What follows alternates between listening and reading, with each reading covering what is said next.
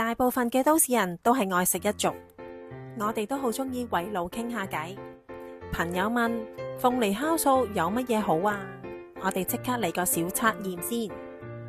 我哋將一杯清水加咗2羹剩餘嘅湯汁，然後搣開一包艾多美嘅鳳梨酵素，平均咁鋪喺個面度。我哋大家都注意住佢嘅油分開始分解啊！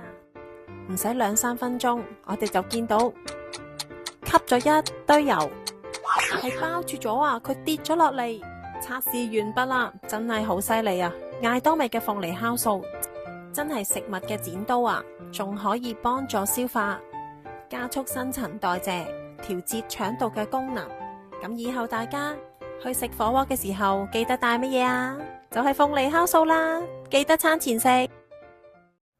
多謝大家繼續陪我享受我嘅健康生活，記得訂閱、讚好、留言、分享俾朋友仔啦，拜拜。